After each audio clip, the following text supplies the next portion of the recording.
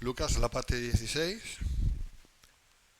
Estamos en el capítulo 5, del 12 en adelante. Y estamos aquí cuando Jesús sana a un leproso. Jesús hizo muchas cosas, muchos milagros. En el libro de Juan nos dice que si todas las cosas que él hizo, no habría tinta, no habría libros para almacenar tanta historia, ¿no? No sé, esto está haciendo ruido, ¿no? ¿Soy yo quien hace ruido? Lucas nos menciona lo que él menciona, inspirado por el Espíritu Santo, eso nos vale. Está también el resto de los discípulos, de los apóstoles que escribieron Evangelio, discípulos más bien, porque estaba Marcos, y Marcos no era apóstol, pero Marcos, que Pedro le contó muchas cosas a Marcos, para que escribiera su Evangelio. Está Juan, está Mateo. Ellos sí fueron discípulos, fueron apóstoles. Y bueno, pues lo que hay es lo que tenemos. Todo no está, tampoco tiene por qué estar. No es necesario, es suficiente con lo que tenemos para entender lo que Dios quiere de nosotros y quiere que sepamos. Y aquí tenemos una de estas historias que ocurrieron. También está en Mateo 8 y en Marcos 1. Y leemos la palabra del Señor. Sucedió que estando él en una de las ciudades se presentó un hombre lleno de lepra, el cual, viendo a Jesús, se postró con el rostro en tierra, interesante eso, y le rogó diciendo: Señor, si quieres puedes limpiarme. Entonces, extendiendo él la mano, le tocó diciendo: quiero, sé limpio. Y al instante la lepra se fue de él, y él le mandó que no lo dijese a nadie, sino ve, le dijo, muéstrate al sacerdote y ofrece por tu purificación según mandó Moisés, para testimonio a ellos. Pero su fama se extendía más y más, y se reunía mucha gente para oírle y para que les sanase de sus enfermedades. Mas él se apartaba a lugares desiertos y oraba. Es interesante, ¿no? Porque no lo tengo apuntado, pero ahora lo acabo de ver, ¿no? Este hombre se postró en tierra, o sea, realmente se humilló hasta lo sumo, ¿no? Pensamos que era porque su afán de ser limpiado de la lepra solamente. Yo pienso que no. Yo pienso que, lógicamente, él quería ser limpiado de la lepra, eso está claro, que hay quien quiere ser leproso. Pero si no tiene por qué serlo. Si Jesús le va a limpiar, pues claro. Pero yo pienso que ahí hubo una intervención del Señor, ¿no? O sea, de Dios, para que este hombre se postrara en tierra y se humillara de ese modo. Que el ser humano se humilla así no es fácil, no es fácil. El ser humano por su caída es soberbio por naturaleza, ¿no?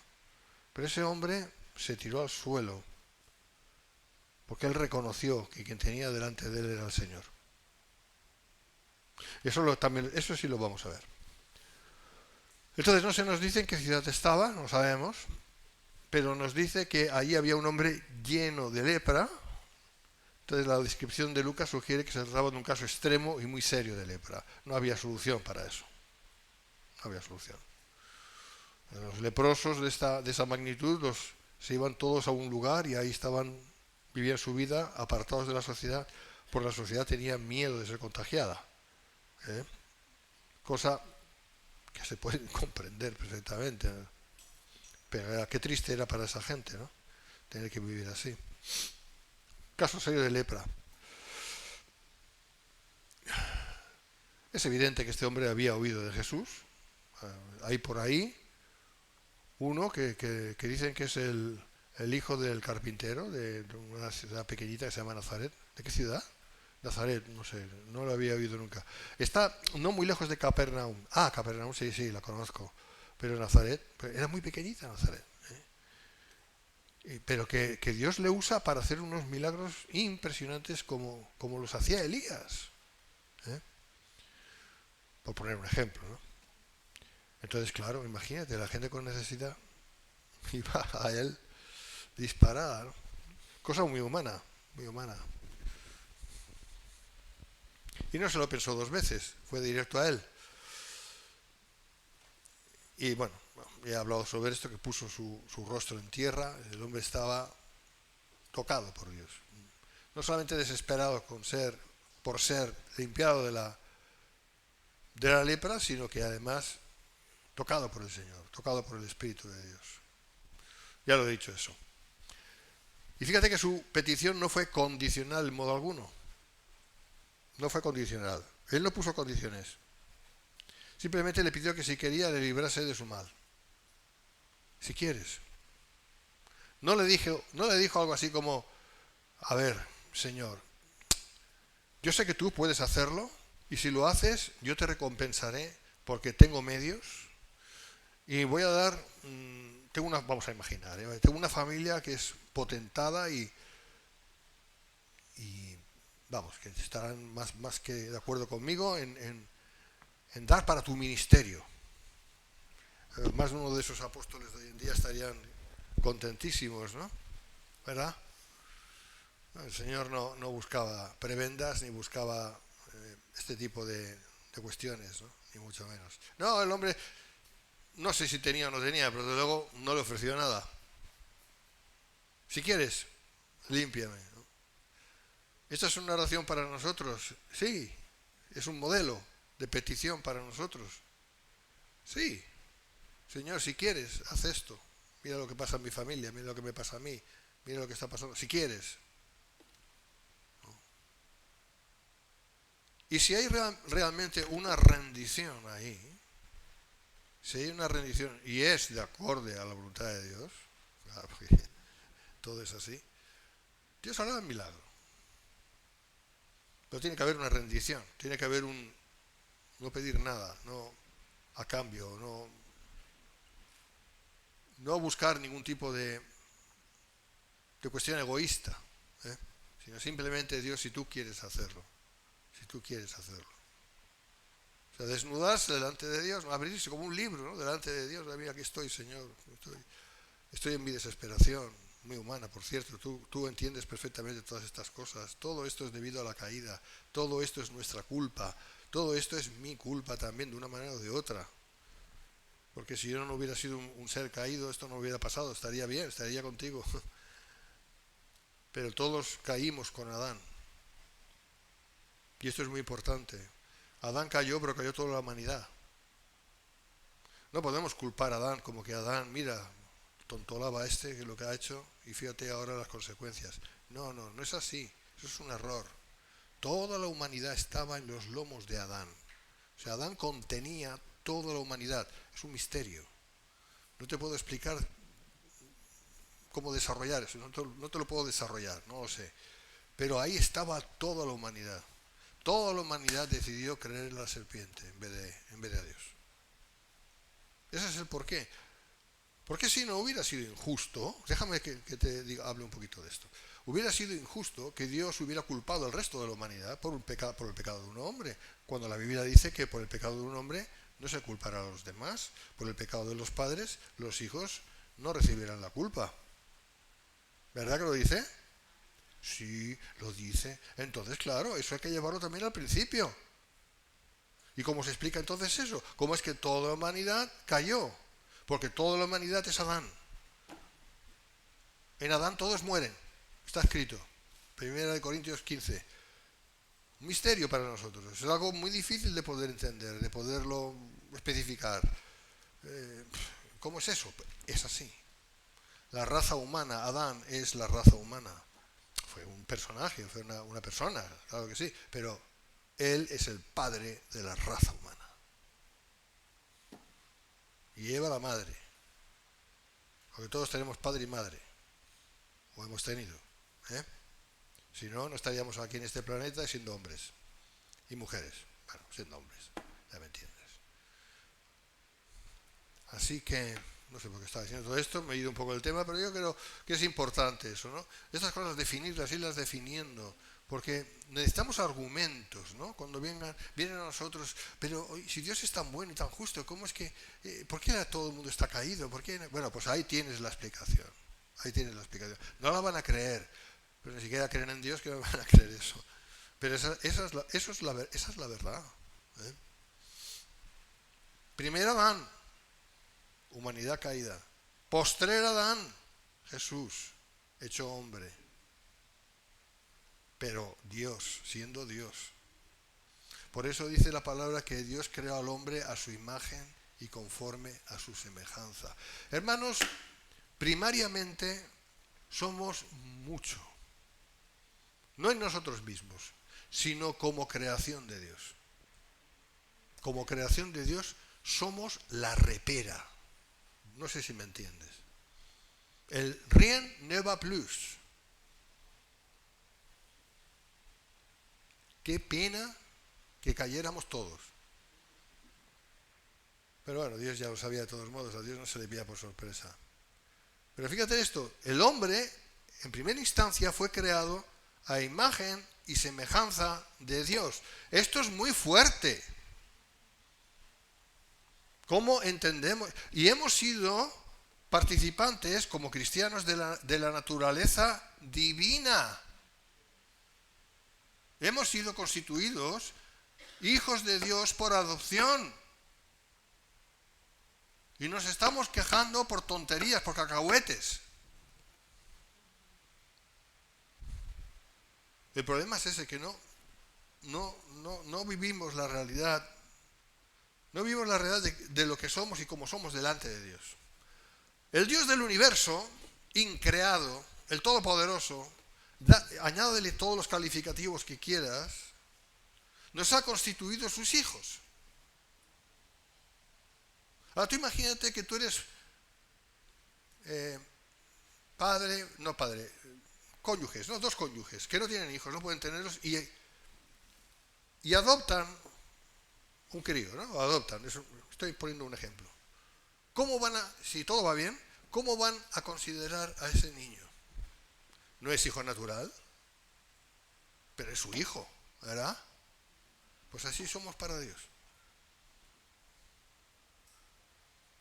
Y ahí tienes el por qué la gente que no es de Dios no lo entiende, ni lo recibe, ni nada, de nada, de nada.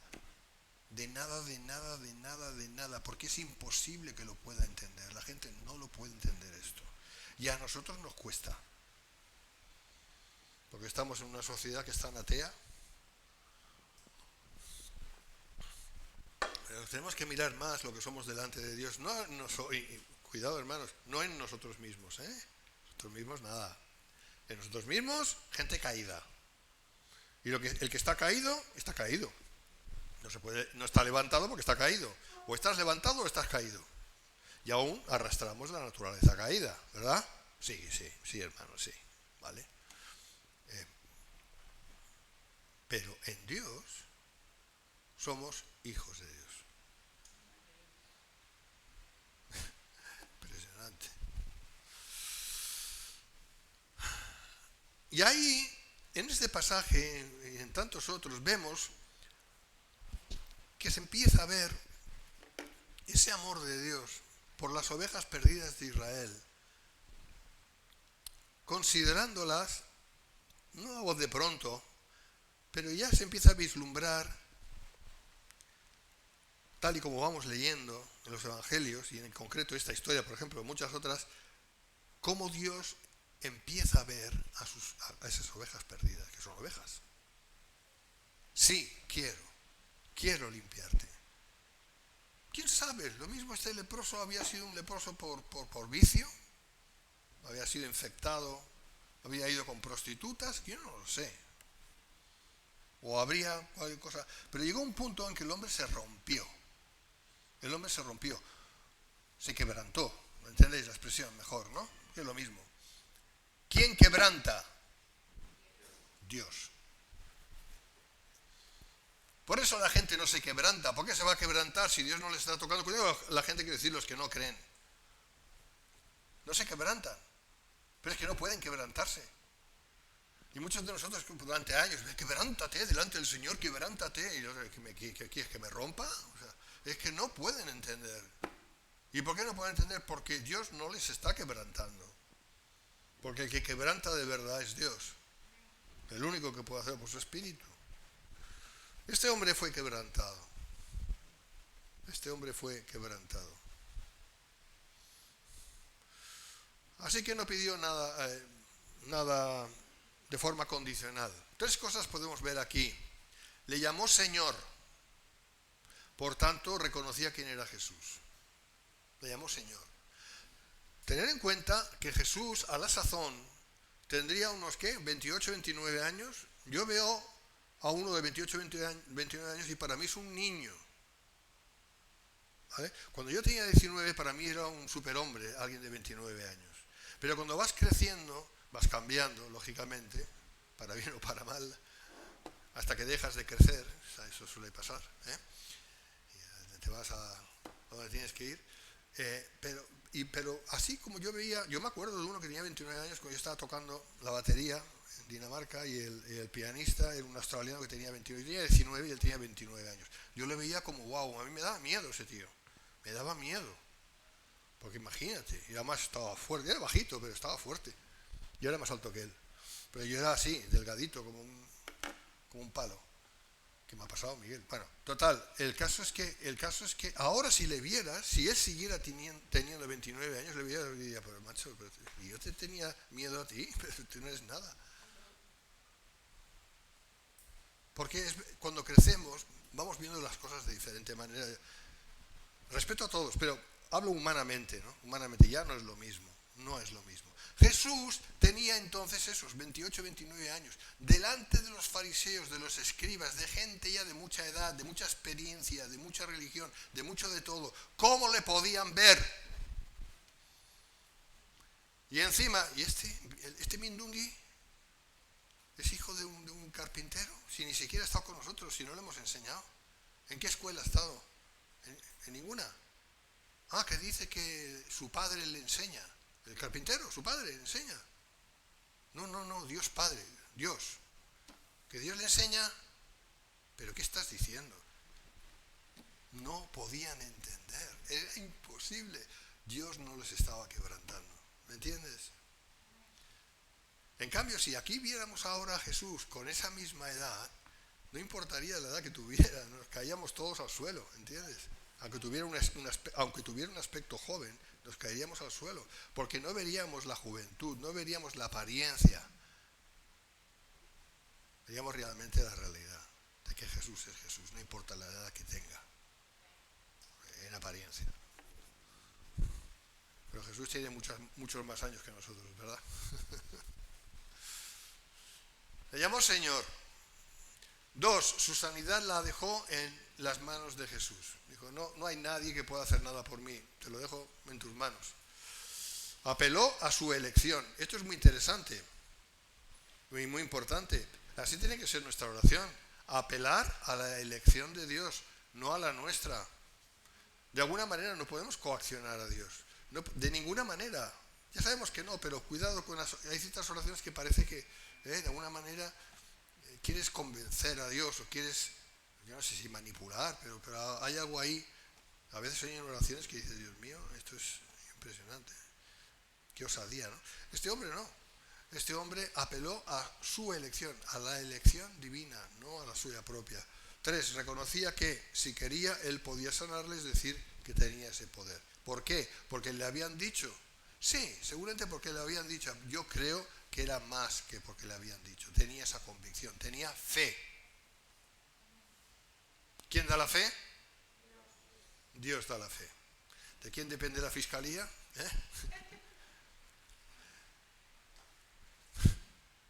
No, eso es broma. Fe, la fe la da Dios. Este hombre tenía fe. Este hombre no fue diciendo, mira, Señor, si quieres, pues nada, pues he venido aquí para... Es que no sé, me da corte pedirte que me sanes. Si tú, no sé, no te veo poderoso, ¿no? ¿Cómo lo haces? A ver, ¿qué haces pasar a la gente? A ver, explícame primero. Yo quiero saber, a ver, ¿cómo lo haces? A ver, ¿cuál es tu táctica? Dime, ¿qué haces? No fue así. Él fue convencido.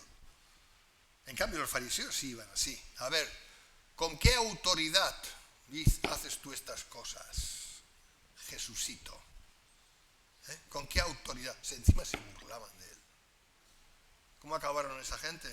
Pues ahora estarán en el Hades, esperando juicio final que les llevará al lago que arde con fuego de azufre, la inmensa mayoría de ellos. Así es el fin de los que se burlan de Dios.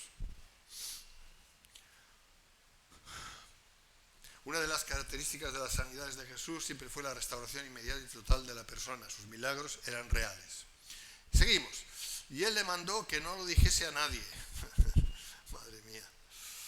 Sino ve, le dijo, muéstrate al sacerdote y ofrece por... Claro, muéstrate al sacerdote y muchos católicos interpretan como que hay que ir al cura del pueblo, ¿no?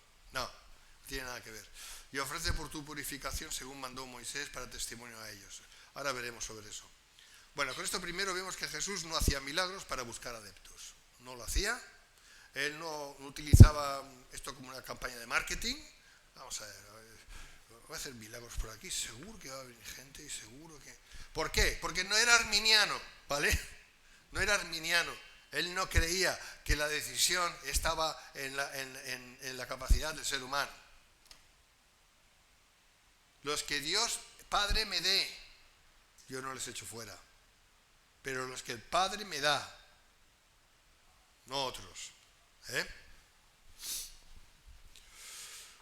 Entonces, no hacía milagros para buscar adeptos ni para convencer a nadie. Él sabía que había venido a buscar las ovejas perdidas de Israel, no a todos, de cualquier modo.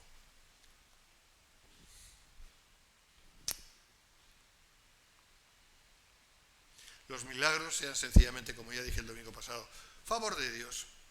Porque Dios es bueno y quiere hacer milagros. Siempre que quiere hacerlo, los hace. Favorecer, sin más. En la segunda parte de este versículo vemos con claridad cuando dice, ve al sacerdote, ¿verdad? ¿Que os acordáis que lo acabo de decir? Pues mira, aquí está.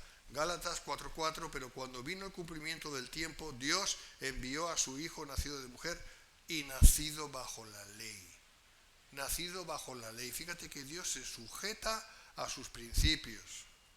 ¿Vale? Por eso el Señor dijo, ve al sacerdote y presenta la ofrenda y tal. Porque era el tiempo de la ley. Cuando la Biblia dice, el Evangelio es el Nuevo Testamento, no. El Nuevo Testamento no empezó con los Evangelios, empezó con Hechos 2. Con la Iglesia.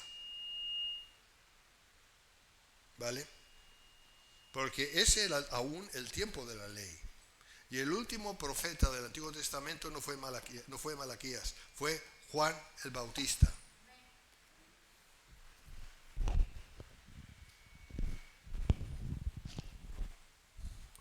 ¿Bien? Jolín, qué voz. La voz del trópico. Bien, nacido bajo la ley. Claro, esto es importante tenerlo en cuenta, hermanos, porque muchos se quedan con esto. No, mira, el Señor dice esto y el Señor dice lo otro en los Evangelios. Dice, mira, hay que ir al sacerdote, hay que ir al sacerdote a ofrecer no sé qué, no sé cuánto. Ya. Cuidado con el contexto. El Señor vino a buscar las ovejas perdidas de la casa de Israel. Vino a Israel. ¿A dónde vino? A Israel. ¿Vino al mundo? Sí, pero en primera instancia vino a Israel. ¿Vale? Hasta que dijo aquellas palabras, vuestra casa os es dejada desierta, cuando ya la rechazaron y no me veréis, hasta que digáis, bendito el que viene en el nombre del Señor. Amén. Y entonces sí, y eso ya fue el anuncio de el Nuevo Testamento, el Nuevo Pacto. El Nuevo Pacto en la cruz, la Iglesia. Por eso Jesús le habla de ese modo al leproso recién limpiado, ¿no? MacArthur dice, esto es de conformidad con las leyes que se aplicaban a los leprosos, Levítico 13, etcétera, etcétera. Bueno, voy a darme un poquito más de prisa, pero su fama se extendía más y más y se reunía mucha gente para oírle y para que le sanase de sus enfermedades. O sea, él le iba diciendo, por favor, o sea, hacedme caso, no digáis nada a nadie, o sea, no hables de eso. No hables. No. ¿Por qué? Porque él no quería que le hicieran rey. ¿Vale? Él no vino como rey, él vino como siervo. No era el tiempo para ser rey. Hubo un atisbo cuando entró en Jerusalén montado en el pollino, que sí se presentó como rey, pero en un pollino, humilde. Pero en todo su ministerio no no se manifestó como rey. Lo era, claro que lo era. También era Dios, fíjate. O sea que imagínate. Y eso solamente lo pudieron saber aquellos escogidos por el Padre desde antes de la fundación del mundo para que recibieran esa revelación. Exclusivamente. ¿Vale? Así que, pese a sus esfuerzos, o los esfuerzos que no se divulgasen, eso fue imposible. Cada vez venía más gente a escucharlo para ser sanados. Es normal. 16. La respuesta del Señor no era la de hacer amigos, sino todo lo contrario. Él se apartaba a lugares donde no había gente para orar al Padre. Se lo dice el versículo 16, ¿verdad? Mas él se apartaba a lugares desiertos y oraba. ¿Por qué eso? ¿Qué significa lugares desiertos? ¿Tenía que ser un lugar seco y sin agua? No, no es eso, no ese es el sentido. Es lugares donde no hubiera gente. Donde no hubiera gente. Porque había momentos muy importantes en la vida del Señor en el que Él quería estar en comunión directa con el Padre. ¿Me entiendes? No para estar solo, no estaba solo, estaba con el Padre. Y buscaba la dirección del Padre. Porque la voluntad del Padre he venido a hacer, dijo, ¿verdad? Vale. Por eso dice y oraba. No cumplía con un ritual religioso, lo cual es estúpido, sino que lo que hacía era estar en contacto, en relación, en comunicación, en comunión con el Padre. Por eso él no hizo nada que no se ajustara estrictamente a la voluntad del Padre. Y para ello necesitaba estar solo. Así que eso es un ejemplo para nosotros. Hay momentos en que es importante dejar la actividad y estar a solas con Dios. Porque si Él lo hacía, con mayor razón nosotros.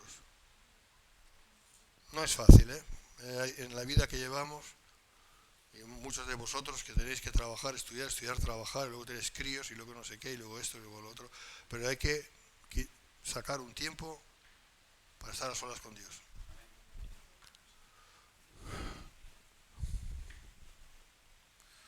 Bien, sigo. Vamos a ver esto, si da tiempo. Jesús sana a un paralítico.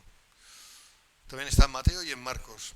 Aconteció un día que él estaba enseñando y estaban sentados los fariseos y doctores de la ley, los cuales habían venido de todas las aldeas de Galilea, de Judá y de Jerusalén. Esto es fuerte. Esto lo leemos así y decimos, no prestamos atención. Fíjate que dice, los fariseos, los doctores de la ley, toda la casta, se puede decir así, la casta religiosa, que era religiosa y política a la vez, porque estaban los romanos, ya sabéis, ¿no? Entonces, el Sanedrín lo que hacía era tomar decisiones importantes, conforme a la realidad que estaba viviendo Israel, y Jerusalén en concreto, que era la dominación romana. ¿Vale? Entonces, es normal que se organizaran. O sea, el Sanedrín era importante, no digo que que lo hicieran bien las cosas. Yo no sé, yo ahí no llego, yo no estuve ahí, pero era importante que hubiera un Sanedrín, que hubiera un consejo de ancianos. Muy importante un consejo de ancianos, ¿vale? Pues ahí estaban parte de ese consejo de ancianos, estaban ahí, habían ido a verle. O sea, era importante Jesús en esos momentos, a pesar de todo lo que he dicho antes, que era joven, que no sé qué. Sí, porque el ser humano no es estúpido. Y en definitiva no se deja llevar en última instancia por la apariencia, sino por los resultados. Entonces ellos sabían que este hombre, Jesús, estaba haciendo cosas impresionantes. Ellos querían saber de qué iba el tema. Querían analizar eso, escudriñarlo. La pena es que no tenían el Espíritu de Dios. Entonces las conclusiones a las que llegaban siempre eran erradas. ¿Qué le vamos a hacer, no? Así que habían venido de todas las aldeas de Galilea, de Judea y de Jerusalén, prácticamente de todo Israel. De Samaria no, porque los samaritanos no se juntaban con ellos, claro. Y el poder del Señor estaba con él para sanar. O sea, Jesús estaba haciendo muchas sanidades. Y sucedió que unos hombres que traían en un lecho a un hombre que estaba paralítico, procuraban llevarle adentro y ponerle delante de él. pero no hallando cómo hacerlo a causa de la multitud, subieron encima de la casa y por el tejado le bajaron con el lecho, poniéndole en medio delante de Jesús. Podéis imaginaros cómo fue la cosa, ¿no? Por el techo, rompieron el techo y bajaron el... Al ver la fe de ellos, siempre el Señor ve la fe de los que tiene delante, si hay o no hay. Y otra vez, ¿por qué veía la fe? ¿Cómo se puede ver la fe? ¿Tú puedes ver la fe? No, pero Dios sí, ¿verdad? Es que Él era Dios. ¿Eh? También podríamos decir que Él daba la fe, porque al fin y al cabo es Dios, ¿no? Aunque en ese momento Él era hombre, pero también es verdad que era verdadero hombre, pero nunca dejó de ser verdadero Dios. Nunca dejó. Dejó la gloria, subía atrás, pero era Dios y discernía. ¿Eh? En fin. Entonces los escribas y los fariseos comenzaron a cavilar diciendo: ¿quién es este que habla blasfemias? Porque dijo, al ver la fe de ellos, le dijo: hombre, tus pecados te son perdonados. Interesante, ¿eh? De ahí los curillas de la iglesia romana perdonan pecados. Pero ellos no pueden perdonar pecados. Jesús sí puede perdonar pecados. Podía perdonar pecados. ¿Por qué? Porque era Dios. Eso lo vamos a estar viendo ahora. ¿Quién es este que habla blasfemias? Empezaron a cavilar, ¿no? ¿Quién puede perdonar pecados sino solo Dios?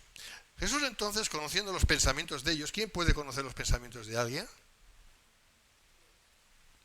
Solamente Dios. Respondiendo les dijo: ¿qué caviláis en vuestros corazones? ¿Qué es más fácil decir? ¿Qué sabiduría?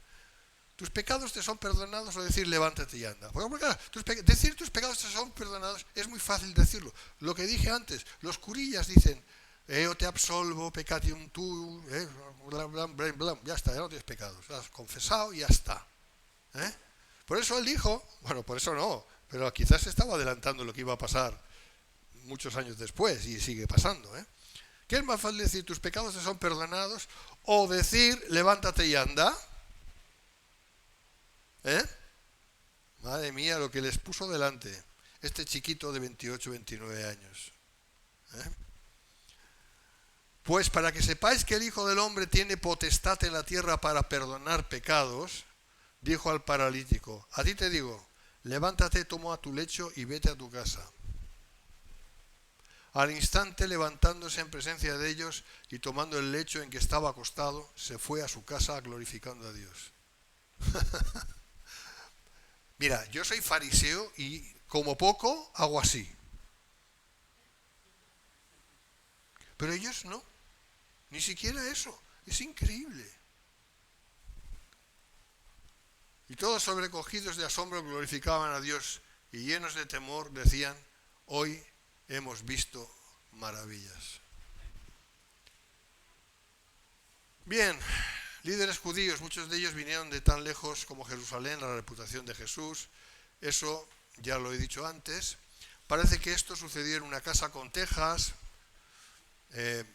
Abrieron yo no sé, el dueño de la casa, no sé si llamaría luego al seguro. Pero claro, esto no puede ser, porque primero no había seguros. Y luego todo el mundo era pobre. Entonces, no sé cómo luego arreglaron el tejado. A ver, son cosas que hay que pensar. Pero ahora en serio, bueno, también es en serio eso. Pero la cosa es que los que abrieron en canal el techo estaban desesperados de fe. Tenían fe hasta la desesperación. ¿Me entiendes lo que te quiero decir? Estaban tan seguros de que el Señor iba a hacer el milagro, que les dio igual que luego les llevaran a juicio por lo que hicieron. Hubieran recibido una denuncia. Les daba igual. Digo, porque es que queremos que nuestro amigo se sane. Y sabemos que este hombre sana porque este hombre tiene algo de Dios, o mucho de Dios, o Dios, yo no sé, dirían. Pero que sana seguro. Y si lo bajamos, le sana seguro. Pues fuera techo. Venga, abajo el Juanito. Venga. Como se llamara, no sabemos cómo se llamaba. El enfermo.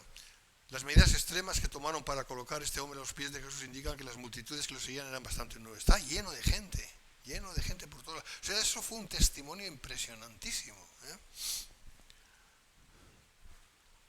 Entonces, claro, no podían meterle dentro de la casa, tuvieron que hacerlo como estábamos diciendo, ¿no? Como nos dice. Entonces, al ver la fe de ellos, le dijo, hombre, tus pecados te son perdonados.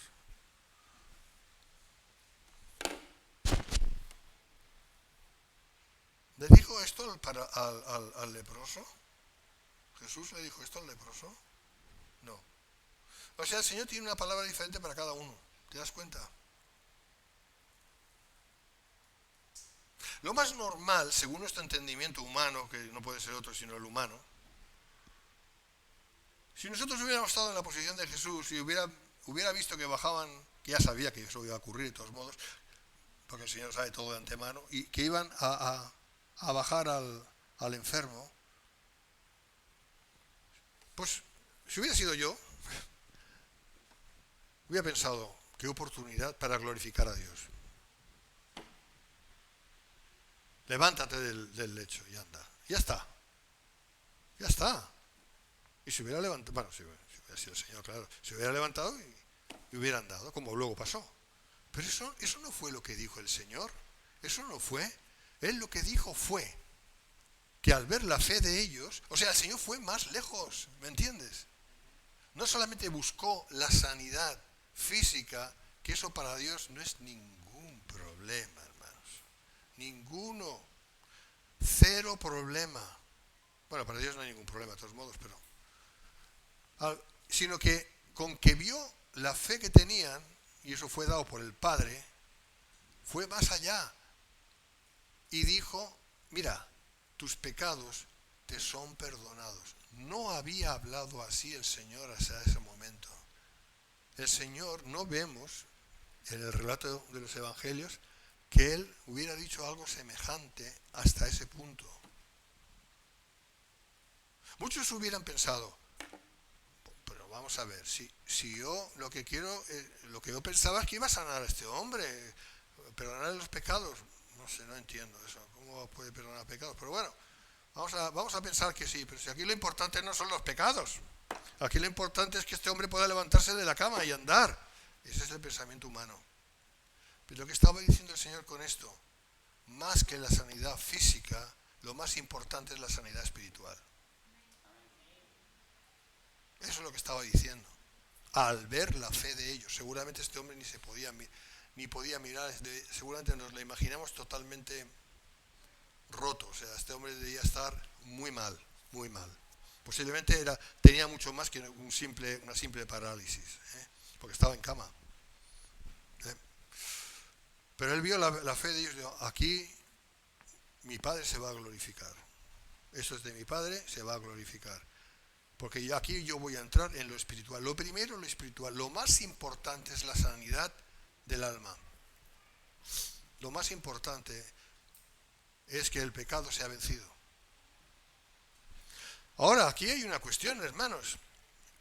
¿Con qué autoridad de justicia perdonó el Señor los pecados si aún no había ido a la cruz? Porque todo en el reino de los cielos se basa perfectamente en una justicia diáfana. Lo mismo que a la mujer adúltera. Ni yo te condeno. Es el mismo ejemplo.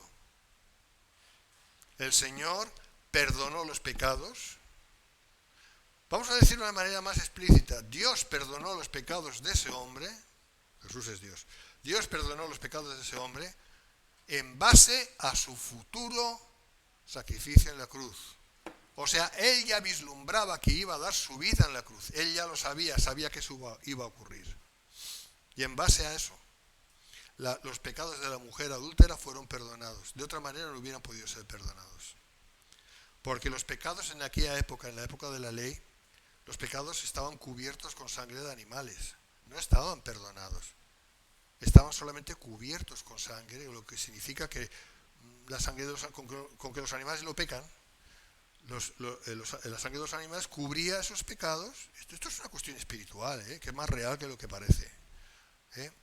Y Dios no veía esos pecados momentáneamente, estaban cubiertos con sangre. O sea, la exigencia de sangre, porque sin derramamiento de sangre no hay perdón de pecados, estaba momentáneamente cubierta en todo lo que fue el Antiguo Testamento.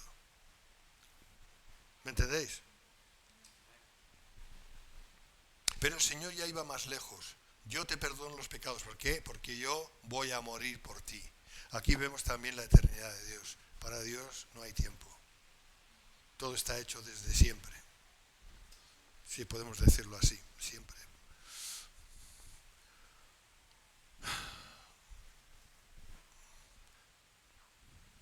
La sanidad subsiguiente de la parálisis del hombre fue la prueba contundente de que él también tenía la autoridad para perdonar los pecados. El hecho de que un hombre fuera traído en una cama indica que su parálisis era severa. Las palabras de perdón de Jesús pueden indicar que la parálisis fuera una directa consecuencia de los propios pecados del enfermo, que es lo que dije antes, ¿no? Todo por la fe de ellos. Ya hablando de los escribas y los fariseos, ya para ir terminando, pues la mente cerrada de aquellos hombres que se creían justos en sí mismos y eran todo lo contrario, ¿no? Entonces los escribas y los fariseos comenzaron a cavilar diciendo: ¿quién es este que habla blasfemias? ¿Quién puede perdonar pecados sino solo Dios? Es verdad. ¿Quién puede perdonar pecados sino solo Dios? Cierto, cierto. Lo primero no es verdad, lo segundo sí es verdad. Pero ellos no podían discernir que el que tenían delante era el Mesías. Yeshua HaMashiach, el Mesías. Jesús el Mesías, Dios hecho hombre. Escribe MacArthur, dice: este podía ser un juicio justo contra cualquiera menos contra Dios encarnado. El único contra el cual se ha pecado tiene el derecho de perdonar. Las palabras de Jesús al hombre eran, por consiguiente, un inequívoco reclamo de su autoridad divina. Vale. Con este milagro se ve claramente que Jesús es Dios. O sea, no necesitamos que nos diga: y Jesús es Dios, que lo dice también en alguna parte, pero no necesitamos eso.